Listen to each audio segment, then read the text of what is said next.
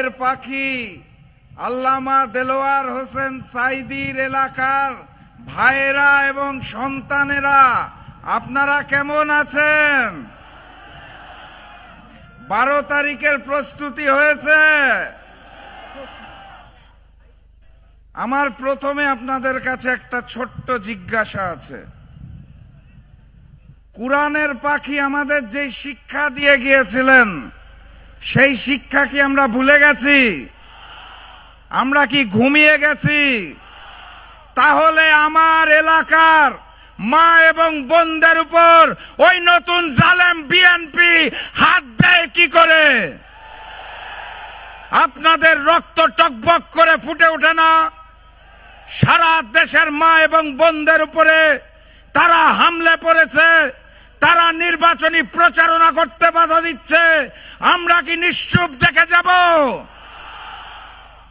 যেখানেই মা এবং বোনদের উপর হামলা হবে, এই এলাকার ভাইদের জানিয়ে দিতে চাই, সেখানেই প্রতিবাদ, সেখানেই প্রতিরোধ, সেখানেই নব্য জালেম বিএনপির কালো হাত ভেঙে গুড়িয়ে দেবেন। তারপর কি হবে? একটা মামলা আসবে, বলে দিবেন হুকুম দিয়েছিল রাশেদ প্রধান, তার নামে মামলা করেন। সংগ্রামী সাথী এবং বন্ধুগণ, আজকের এই দিনে আমি কিছুটা আবেগপ্রবণ। কারণ বাংলাদেশকে যখন ভারতের করদ রাজ্য বানানো হয়েছিল, সেই সময় এই বাংলাদেশে যেই কয়জন সিংহ পুরুষ ভারতীয় আধিপত্যবাদের বিরুদ্ধে সোচ্চার বলিষ্ঠ ভূমিকা রেখেছিল, তাদের মধ্যে একজন হচ্ছে আমাদের কুরআনের পাখি আল্লামা দেলোয়ার হোসেন সাঈদী। আর আরেকজন ছিলেন তার সাথে, তার নাম হচ্ছে শফিউল আলম প্রধান। আজকে এখানে এসে কুরআনের পাখির 2 সুযোগ্য সন্তানের জন্য নির্বাচনী সমাবেশে আমি উপস্থিত হতে পেরেছি শফিউল আলম প্রধানের সন্তান হিসেবে। এটা আমার জন্য একটা বিশাল পাওয়া, আলহামদুলিল্লাহ। সংগ্রামী সাথী এবং বন্ধুগণ, আপনারা সবই জানেন এবং বুঝেন, লন্ডন থেকে একজন মুফতি উড়ে এসেছেন। জানেন নাকি আপনারা? আই হ্যাভ আ প্ল্যান বলে কি প্ল্যান আর ব্যাখ্যা করতে পারেন না। তারপরে আমরা দেখি আমাদের মা এবং বোনদের ইজ্জতের উপর তারা হাত দিতে চায়। তারপর আমরা দেখি তারা আমিরে জামাতের সোশ্যাল মিডিয়া অ্যাকাউন্ট হ্যাক করে নারী বিদ্বেষী পোস্ট দিতে চায়।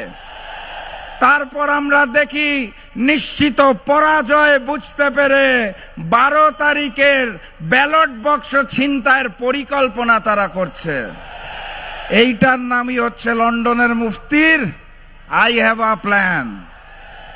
আমরা কি 12 তারিখ ওই ব্যালট বক্স ছিনতাই হতে দেব? তাহলে ছাত্র এবং যুব ভাইদের বলে যেতে চাই, 11 তারিখ রাত থেকে ভোট কেন্দ্র পাহারা দিতে হবে। ভোটের ফলাফল ঘোষণার আগ পর্যন্ত ভোট কেন্দ্র চারপাশে হাতে একটা করে বাঁশ নিয়ে পাহারা দিবেন। পারবেন তো নাকি? আমার এই প্রাণপ্রিয় পিরোজপুরে আসন কয়টা? 2টার মধ্যে দাঁড়িপাল্লা আর 1টার মধ্যে। পিরোজপুরের এই 3টি আসন, তিনোটাতেই জয়যুক্ত হয়ে আগামী দিনের প্রধানমন্ত্রী ডাক্তার শফিকুর রহমানকে উপহার দিতে হবে।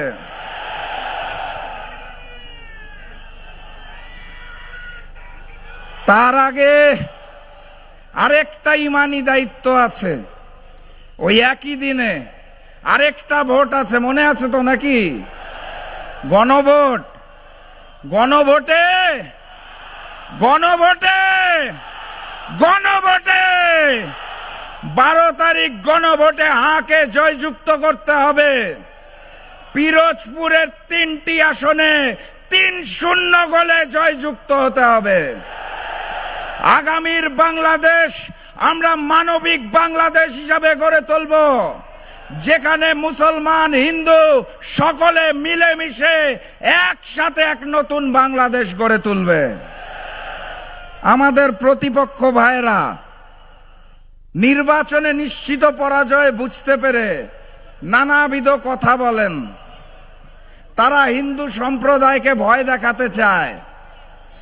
এই এলাকায় কুরআনের পাখি দায়িত্বে ছিলেন, তখন সনাতন ধর্মী ভাই বোনদের কোনো সমস্যা হয়েছে? মন্দিরে কোনো হামলা হয়েছে? কারো কোনো বিপদ হয়েছে? বরং 5ই আগস্টের পর ওই নব্য জালেম বিএনপি যখন চাঁদাবাজি লুটপাট শুরু করেছিল, তখন বাংলাদেশ জামাত ইসলামী এবং শিবিরের ভাইরা কাঁধে কাঁধ মিলিয়ে হিন্দু সম্প্রদায়কে নিরাপত্তা দিয়েছে। অতএব আগামীতে শামীম সাঈদী এবং মাসুদ সাঈদী, যাদের শরীরে কুরআনের পাখির রক্ত বহমান, তারা যদি দায়িত্ব নেয়, তারা শাসক হবে না, তারা আপনাদের সেবক হবে। তাহলে আর বক্তব্য দীর্ঘায়িত করতে চাই না। বিদায় বেলায় শুধু বলে যেতে চাই, লন্ডন থেকে আসা মুফতি এবং তার নব্য জালেম বিএনপিকে আগামী 12 তারিখ পিরোজপুরবাসীর পক্ষ থেকে লাল কার্ড দেখানো হবে। ইনশাআল্লাহ দেখা হবে বিজয়ে। বিজয়ের স্লোগানটা একবার দিয়েই যাই নাকি? ওই স্লোগান শুনলে আবার জালিমদের বুক ধুকপুক করে কাঁপে। তাহলে বিজয়ের স্লোগানটা ধরেন, নারায়ে তাকবীর, নারায়ে তাকবীর, নারায়ে তাকবীর, আল্লাহু আকবার। দেখা হবে বিজয়ে। বিজয়ের পথে যাত্রা শুরু, জীবন অথবা মৃত্যু। আসসালামু আলাইকুম।